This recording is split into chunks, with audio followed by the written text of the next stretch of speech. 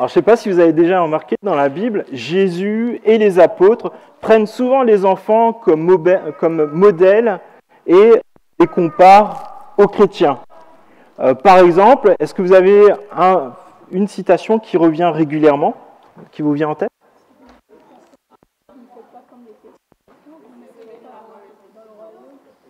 Oui.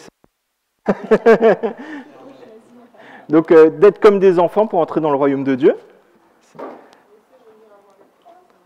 Laissez venir à moi les petits-enfants. Il y a des enfants dans les sermons? Les enfants.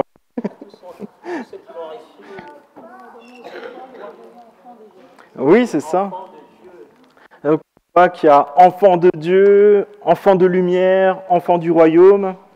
Mais tous ceux qui l'ont reçu, à ceux qui croient en son nom, elle a donné le pouvoir de devenir enfants de Dieu. Autrefois, vous étiez dans les ténèbres, mais maintenant vous êtes lumière dans le Seigneur. Marchez comme des enfants de lumière. Le champ, c'est le monde. La bonne semence, ce sont les fils du royaume.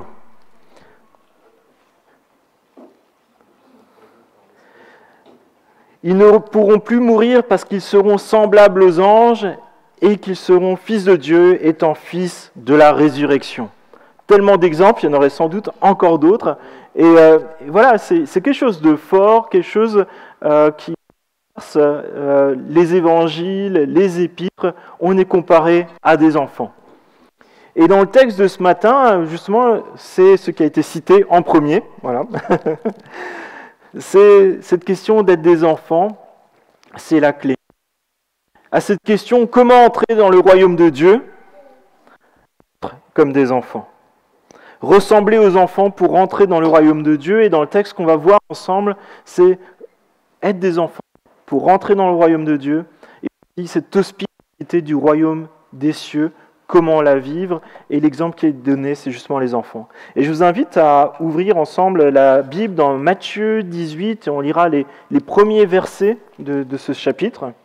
Matthieu 18.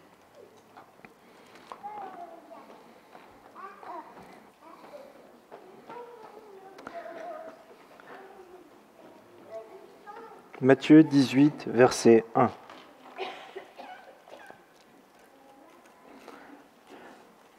Je commence la lecture.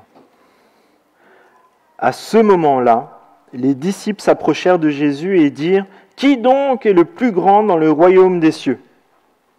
Jésus appela un petit enfant et le plaça au milieu d'eux et dit : « Je vous le dis en vérité, si vous ne vous convertissez pas, et si vous ne devenez pas comme les petits-enfants, vous n'entrerez pas dans le royaume des cieux.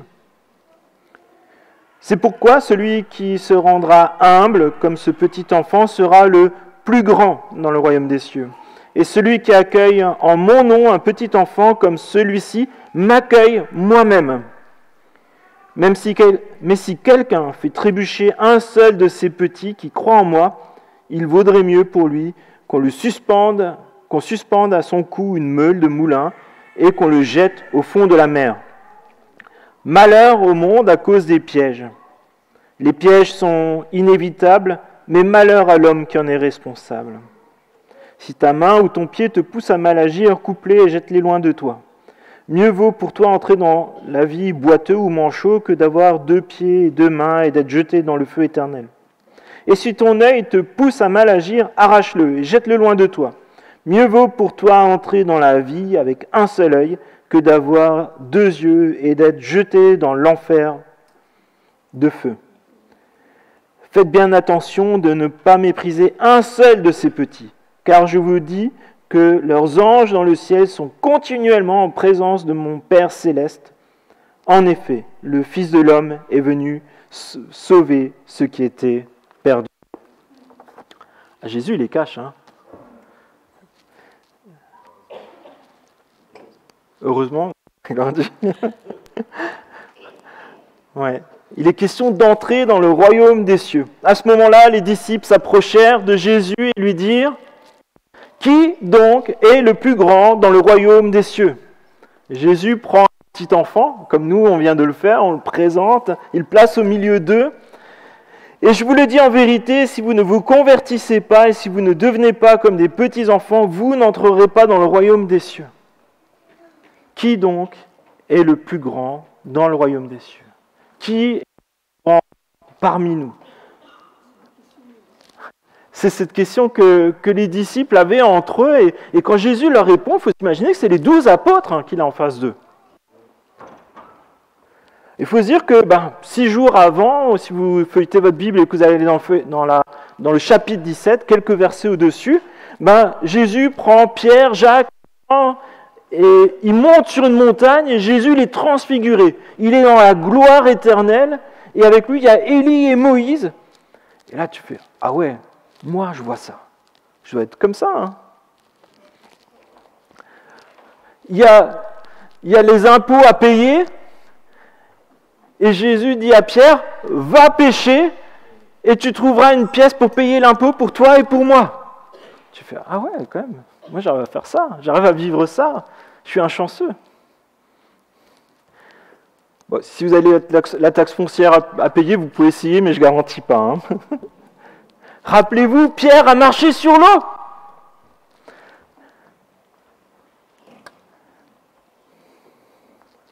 Et pourtant, on peut se sentir fort, peut-être meilleur que les autres autour. Toi, tu n'as pas marché sur l'eau. Et là, on se dit que même parmi les apôtres, il y avait l'orgueil. C'est une question qui est vraiment récurrente parmi les disciples. Vous pouvez ouvrir n'importe quel évangile, ça revient à des moments improbables. Jésus qui est en train de dire « Je vais mourir dans d'atroces souffrances » et t'entends à côté « En fait, c'est moi le plus grand, non ?» C'est ça le scénario. Et on se dit, mais waouh, est-ce qu'on est différent d'eux? Est-ce qu'on est meilleur que les apôtres?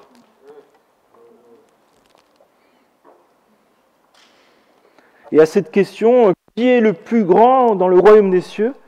Jésus répond à une autre question. Une question de vie et de mort. Une question d'être dans la maison du Père ou dans le feu éternel. Et Jésus prend un enfant, le met au milieu d'eux et leur dit, c'est pourquoi celui qui se rendra humble comme ce petit enfant, comme notre petit Samuel, sera le plus grand dans le royaume des cieux. Et c'est là qu'on découvre qu'on a beau vivre des choses extraordinaires, connaître beaucoup de choses, de pouvoir faire des barbecues avec Jésus, de pouvoir faire des randonnées avec Jésus. Notre plus grand frein pour entrer dans le royaume des cieux et y vivre, ça va être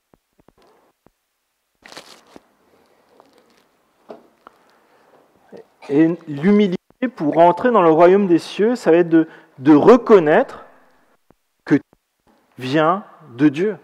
On l'a chanté dans les chants aujourd'hui. C'est Dieu qui donne la vie, c'est Dieu qui forme même les corps dans le ventre des mères. Et ça nous rappelle qu'on ne peut rien mériter par nos propres forces, rien mériter par des sacrifices ou par nos richesses. Autonome, mais soleil.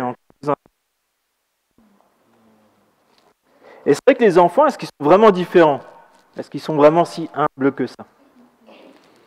Moi, je vois régulièrement les enfants dire « Ouais, mon papa, il est plus fort » ou « Attention, moi, je suis un peu Superman ». Et vous savez, la différence qu'il y a avec les enfants, c'est qu'ils ont des illusions, ils ont des mensonges. Mais en fait, dans leur quotidien, les réalités reviennent rapidement à eux. Quand ils sont à l'école, il faut rentrer à la maison. S'il n'y a pas le papa ou la maman qui vient, ils restent là-bas. Hein. S'il y a papa et maman qui ne font pas le repas, ils peuvent attendre un moment. Et qu'est-ce qu'il en est pour les adultes? C'est juste qu'on a parfois cette illusion qui perdure plus longtemps que les enfants. Nous avons tous besoin d'une conversion à Christ authentique. Ça veut dire, la repentance, ça veut dire qu'on reconnaît que par soi-même, on n'arrive pas à répondre aux exigences de Dieu. Que par nous-mêmes, nous ne pouvons rien faire. Que nous avons besoin d'abandonner ce qui ne plaît pas à Dieu pour changer de direction et aller vers ce qui plaît à Dieu. Et nous avons besoin de le confesser, confesser nos péchés, ce qui ne va pas dans notre vie. Nous avons besoin d'avoir cette simplicité de dire « Jésus, j'ai besoin de toi, j'ai besoin d'être sauvé par toi, j'ai besoin de vivre pour toi. » Et ça, c'est de l'humilité. Pour ça, rentrer dans l'eau du baptême, c'est un signe d'humilité. Chercher à ressembler à Jésus, chercher à obéir à Jésus. Et là, il est question aussi d'accueillir comme Jésus, d'être dépendant de Dieu. Même Jésus a dit qu'il ne fait rien sans que Dieu soit d'accord, Dieu le Père. Et nous avons tous besoin d'une nouvelle naissance. Nous avons tous besoin du Saint-Esprit. En Jean 3, au verset 3, Jésus dit cela. « En vérité, je te le dis, à moins de naître de nouveau, personne ne peut voir le royaume de Dieu. » Au verset 5, « En vérité, je te le dis, à moins de naître d'eau et d'esprit, on ne peut entrer dans le royaume de Dieu. Ce qui est né de parents humains est humain, et ce qui est né de l'esprit est esprit. Ne t'étonne pas que je t'ai dit, il faut que vous naissiez de nouveau. Le vent souffle là où il veut, et tu entends le bruit, mais tu ne sais pas d'où il vient ni où il va. C'est aussi le cas de toute personne qui est née de l'esprit. En effet, Dieu a tant aimé le monde qu'il a donné son Fils unique, afin que quiconque croit en lui ne périsse pas, mais ait la vie éternelle. » Pour entrer dans le royaume de Dieu, l'étape de la repentance, l'étape de l'humilité, c'est indispensable. Ce n'est pas un sentiment sur le moment parce qu'en fait on est au fond du gouffre et on a une difficulté en face de nous. Rentrer dans le royaume de Dieu, ça veut dire je veux chaque jour dépendre de Dieu. Ce n'est pas quelque chose d'éphémère, c'est un choix, une décision. Pourquoi aujourd'hui il y a le péché dans le monde ? C'est parce qu'Adam et Ève ont dit nous on veut être comme Dieu, on n'a pas besoin de Dieu. Si aujourd'hui peut-être tu luttes avec Dieu et que tu n'acceptes pas que tu as besoin de Jésus ou de lui obéir, c'est peut-être tout simplement que tu vas être Dieu à la place de Dieu. Est-ce que tu peux être Dieu à la place de Dieu ? Peut-être tu es chrétien depuis longtemps et tu sens que tu es comme sec à l'intérieur. C'est une sorte de sécheresse spirituelle. Peut-être tu es agité par moments, tu ne sais plus vers où aller. Mais peut-être on a besoin de revenir aux fondamentaux. Revenir à l'évangile, revenir à ce jour où tu t'es dit je ne peux rien par moi-même, mais j'ai besoin de Jésus. J'ai besoin de l'évangile de Jésus-Christ qui sauve. Jésus-Christ qui est mort et ressuscité et qui donne une vie nouvelle. Nous avons besoin de pouvoir l'expérimenter jour après jour et peut-être c'est l'occasion aujourd'hui de pouvoir peut-être refaire ce pas, de dire voilà, je me consacre. Comme on a consacré les enfants, là, je me consacre, je veux vivre pour toi. Peut-être c'est l'occasion aussi dans notre témoignage, dans ma famille. Est-ce que dans ma façon de vivre, je témoigne de cette réalité d'humilité auprès de mes enfants ? De mon besoin quotidien de Dieu pour chaque aspect de ma vie. Et Jésus continue au verset 4 et la suite, et il dit « Celui qui accueille en mon nom un petit enfant comme celui-ci m'accueille moi-même. » Et là Jésus donne un principe de fonctionnement du royaume de Dieu, donc c'est le pays de Dieu, c'est avec ses lois à lui, et il rappelle que chacun a besoin d'être un enfant de Dieu. Chacun doit être accueilli tel qu'il est, et chacun est précieux.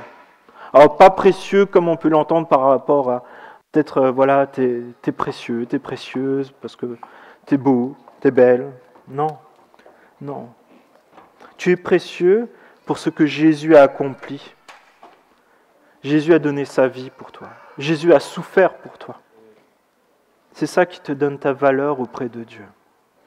Et ça implique une réelle solidarité et unité qui vient du Saint-Esprit.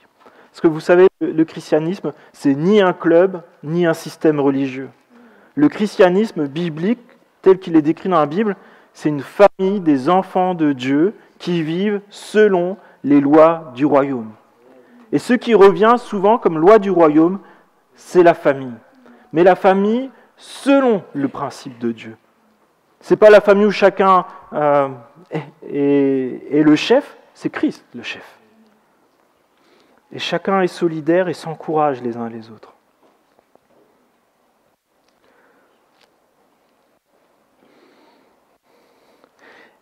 Et c'est là où c'est intéressant de se dire qu'à chaque fois qu'on fait mal à un enfant de Dieu, Christ lui-même,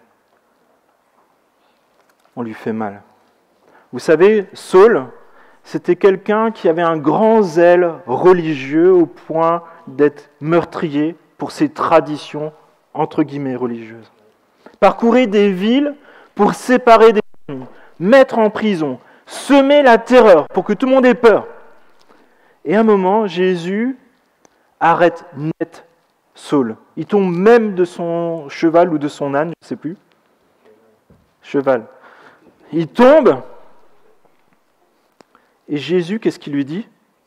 Saul, Saul, pourquoi me persécutes-tu ? Quand quelqu'un te fait mal, il fait mal à Jésus. Jésus t'aime tellement qu'il souffre avec toi. Et c'est bon de savoir que Jésus est avec nous, même quand il y a des situations qui nous troublent, des situations où nous fait mal. Et Jésus parle du verbe recevoir. La signification de ce verbe recevoir, c'est comme recevoir à la maison. Comment est-ce que vous recevez quelqu'un à la maison ? En ayant fait le ménage. On lui dit un bon repas. On lui dit fais comme chez toi. Bon, ça c'est à vos risques et périls. Hein. Mais en tout cas, on est bienveillant, on est aux petits soins, on essaie de mettre la personne à l'aise, on essaie d'être courtois, montrer de la tendresse. Et comprenez, et je l'ai vraiment redécouvert en préparant cette prédication, l'hospitalité, c'est une valeur fondamentale du royaume. C'est quelque chose qui est répété à plusieurs moments dans la Bible, mais en fait, on y voit des bénéfices à l'hospitalité, comme si vous accueillez des personnes, c'est comme accueillir des anges sans le savoir. C'est même un des prérequis pour accepter l'aide sociale aux veuves dans l'Église. J'étais très surpris en revisitant ça dans 1 Timothée 5,10. Pour être veuve dans l'Église et avoir le soutien de l'Église, il faut avoir été hospitalière. Comme quoi. Mais aussi un ordre à l'impératif, exercer l'hospitalité. Exercer l'hospitalité les uns envers les autres, sans murmure, dans 1 Pierre. Et ça nous interroge. Comment est-ce que moi j'accueille ? Est-ce que j'accueille tout court ? Pourquoi ? C'est pour ça parfois on a des idées très spirituelles des choses, mais est-ce que dans mon quotidien, dans les choses simples, est-ce que je mets en pratique la parole de Dieu ? Comment j'accueille les uns et les autres ? Il y a des bénéfices spirituels qu'on n'ose même pas imaginer derrière tout ça. Et pourtant, c'est à la portée de chacun. Et Jésus prend ces exemples-là parce que Jésus, c'est l'exemple même de l'accueil. Il accepte des personnes autour de sa table qui sont des traîtres à la nation, qui volent l'argent même des gens. Des personnes en situation de prostitution, des riches, des pauvres, des lépreux que personne n'osait toucher, croyants ou non croyants. Jésus les accueille tous et il chemine avec eux. Pourquoi ? Parce qu'il les aime et il sait qu'il va donner sa vie pour chacun d'eux. Peu importe ce qu'il est en train de vivre, ce qu'il a fait, Jésus donne sa vie, il va souffrir pour chacun d'eux. Ça nous interroge, nous, notre accueil, notre respect. Nous pouvons accueillir et respecter en nous rappelant que chaque personne a été choisie par Dieu pour être digne de la mort et de la vie de Jésus-Christ. Et après, Jésus continue avec des phrases qui étaient assez dures, qu'on a lues avant. Si quelqu'un fait trébucher un seul de ses petits, il vaudrait mieux qu'on le suspende à son cou une meule et qu'on le jette au fond de la mer. Waouh! Les pièges sont inévitables, mais malheur à l'homme qui en est responsable. Et Jésus la dénonce vraiment la gravité de faire tomber, trébucher un enfant de Dieu. Que ce soit un petit enfant ou un plus grand enfant de Dieu. Comment est-ce qu'on fait trébucher quelqu'un ? Par son propre péché, par des faux enseignements, par des mauvaises influences, par le jugement, des paroles mauvaises. Et Jésus fait vraiment des remarques très surprenantes et sévères. Alors, peut-être ce n'est pas l'image que vous aviez de Jésus en arrivant. Jésus nous met vraiment en garde sur la gravité des chutes et des scandales, des croche-pieds dans le cheminement avec Dieu. Jésus indique qu'il y a des conséquences graves et des répercussions, à la fois pour celui qui en est victime, mais aussi pour... C'est pour ça qu'il y a deux remarques à ça. Nous sommes responsables de nos actes et de nos paroles. Il n'y a pas de système pour s'en dédouaner. Et Jésus déclare aussi que les pièges seront inévitables, donc il ne faut pas s'étonner que ça arrive, y compris même dans l'Église. Et Jésus nous donne par contre quand même un peu des solutions pour essayer d'éviter qu'on fasse trébucher quelqu'un. Verset 8, « Si ta main ou ton pied te pousse à mal agir, coupe-les et jette-les loin de toi. Si ton œil te pousse à mal agir, arrache-le et jette-le loin de toi. » C'est peut-être un peu violent. Vous gardez tous vos yeux et vos bras. Je vais vous proposer des variantes. Et Jésus montre juste que c'est horrible, que c'est douloureux et que c'est une perte. Et peut-être Jésus, là, finalement, il est en train de nous faire une prévention routière. Il est en train de te dire, n'envoie pas de SMS au volant, là. Peut-être, quand tu veux dire quelque chose qui n'est pas bon, prends des chamallows, tu sais, tu marches comme ça. Ça va te laisser le temps d'y réfléchir si ça valait vraiment la peine de le dire. Si tu veux envoyer un mail incendiaire, un SMS, un WhatsApp ou autre, mets tes mains dans la vaisselle et lave la vaisselle. Ça, c'est un peu sur le côté éphémère. Parfois, on a besoin de laisser redescendre la soupape. Pour ceux qui veulent faire la vaisselle, il y en aura plein tout à l'heure. Mais la question, c'est dans mes habitudes, dans mes attitudes, dans mon fonctionnement, qu'est-ce que je peux abandonner pour ne pas faire trébucher quelqu'un ou chuter moi-même? C'est vraiment une réflexion sur le quotidien. Quelles sont les fréquentations que je peux abandonner? Quelles sont des mauvaises habitudes? Quel est cet orgueil que je peux abandonner? Et Jésus continue en disant, faites bien attention de ne pas mépriser un seul de ces petits. Et je pense que ça va vraiment dans tout ce sens de l'exemple de Jésus lui-même qui a tout abandonné pour venir nous rejoindre dans la condition humaine et qui accepte la mort la plus horrible mais aussi la plus humiliante.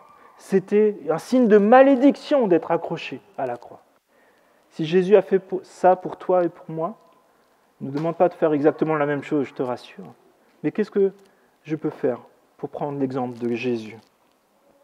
Parce que Jésus, il est glorieux, et après avoir fait ça, il est maintenant dans le royaume de Dieu, il siège sur son trône, et sa gloire est étincelante. Et je nous encourage à entrer dans le royaume de Dieu. C'est le seul lieu où tu peux trouver la vie, la joie, la justice. Le seul refuge contre les souffrances éternelles que nous présente Jésus. Et Jésus t'accueille tel que tu es. Tu peux y rentrer. Mais la seule chose que tu as besoin de faire, c'est finalement rentrer avec cette humilité de dire « J'ai besoin de Jésus. Je suis pécheur. Je veux que Jésus porte mes fardeaux, mon péché. Jésus a subi la punition qui était la mienne. Je veux marcher maintenant en nouveauté de vie. » Comprends que la repentance, l'humilité, ce n'est pas facultatif. Et un des signes qui indique que nous sommes citoyens de ce royaume, c'est cette dépendance à Dieu. Une humilité sincère qu'on n'a pas à revendiquer. La volonté de ne pas créer de scandale. Faciliter l'entrée du royaume de Dieu aux autres. Et quand c'est nécessaire aussi, exhorter, avertir, pour éviter que des personnes vivent dans le péché. Mais ça ne veut pas dire dénoncer ou juger.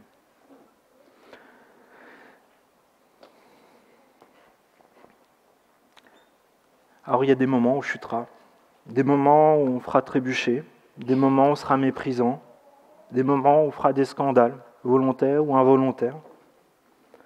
Et dans la suite du chapitre, Jésus donne tout un ensemble de bonnes pratiques pour savoir comment gérer ça. Il y a cette question de demande de pardon, personnel, si c'est personnel, public, si c'est public, mais aussi d'assumer les conséquences et pas juste dire « Ah, c'est bon, on passe à autre chose ». Non, c'est d'assumer les conséquences et de demander à Dieu la force, la sagesse, l'intelligence pour restaurer ce qui peut être restauré avec son aide. Et je vous invite à prier. Merci Père pour ces enseignements que tu nous donnes, qui se basent sur ce que nous pouvons observer de nos enfants. Je te remercie pour eux que tu as placés à nos côtés et je crois qu'ils ont vraiment une vertu pédagogique pour nous, Seigneur, pour nous rappeler que nous devons être humbles comme eux, que nous devons dépendre de toi, eux. Et je te prie, s'il te plaît, que dans ce temps, peut-être on est en train de prier, de réfléchir à ce que tu nous as dit, que tu puisses nous éclairer, pour que nous peut-être on puisse vraiment mieux assimiler les règles de ton royaume, concrètes, qu'on ne vive pas dans nos illusions, Seigneur, qu'on puisse vraiment dépendre de toi. Je te prie, s'il te plaît, que là aussi tu nous aides à mettre et à compter sur ton pardon et sur les fruits de la repentance, sur les fruits de ta restauration, Seigneur. Je te remercie parce que tu peux même amener à la vie ce qui est mort. Et je te prie que peut-être ce qui est blessé dans nos cœurs, peut-être ce qui est mort, Seigneur, que tu puisses le ramener à la vie, que tu puisses guérir, que tu puisses donner ton soin. Et je te prie, s'il te plaît, que pour chacun d'entre nous, nous puissions dire réellement, tu es mon sauveur. Tu es mon sauveur. Je veux vivre selon les règles de ton royaume. Je veux être comme cet enfant qui dépend de toi et qui reçoit ce que tu donnes, à savoir l'accueil dans le royaume de Dieu, la maison de Dieu. Je te prie, s'il te plaît, la force et le courage aussi, s'il y a besoin de pardonner, de recevoir le pardon, de le donner, d'assumer peut-être les conséquences de nos erreurs, te les confier et aller de l'avant avec toi, Seigneur mon Dieu. Je te prie ainsi dans le nom de Jésus. Amen.